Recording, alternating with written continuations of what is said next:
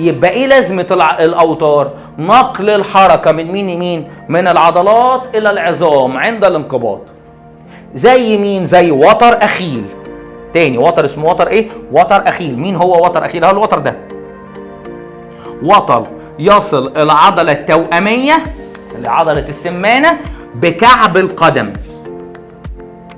الوتر اللي موجود في الاخر خالص من الرجل اللي بيبان فوق العرقوب.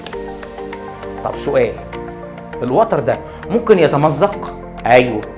ايه اللي ممكن يخليه يتمزق؟ بذل مجهود عنيف، حركه مفاجاه زي لعيبه الكوره كده، خصوصا حراس المرمى. يعني يبقى حارس المرمى واقف كده مستعد كده للصد وبتاع، يلاقي الكوره جايه له في اتجاه، يروح هو واخد رده فعل ناحيتها، تخبط في حد وتغير، يروح هو متحرك، ممكن مع الحركه دي تروح مكسور. فقدان المرونه، يعني واحد عضلاته يابسه وقالوا له يلا نروح ماراثون، ممكن وتر اخيل ده بتاعه يروح متقطع. طب يحس بايه؟ مش اي حد يحس بالم برجله يبقى وتر اخيل، لا، الام حاده، ثقل في القدم وعدم القدره على المشي، يلاقي رجله مدلدله منه كده. طب انا لما احس بالالام دي اعالجه ازاي؟ والله على حسب. التمزق تمزق كلي ولا تمزق كامل؟ هي تفرق. ايوه، التمزق الكلي يعني زي مثلا البتاع اللي في ايدي دي، فلنعتبر ان هو ده الوتر كده،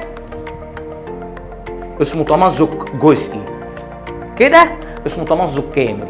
التمزق الجزئي بيتحل بحالتين: استخدام ادويه مسكنه ومضادات التهابات وكبيره طبيه.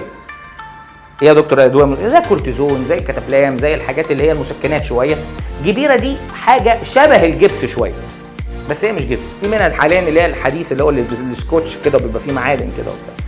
طيب افرض بقى القطع قطع كامل، يعني وتر اخيل مقطوع خالص، لا، هنا عمليه لابد من التدخل الجراحي، وذلك في انهي حاله؟ حالات التمزق الكامله للوتر، لو الوتر اتقطع قطع كامل.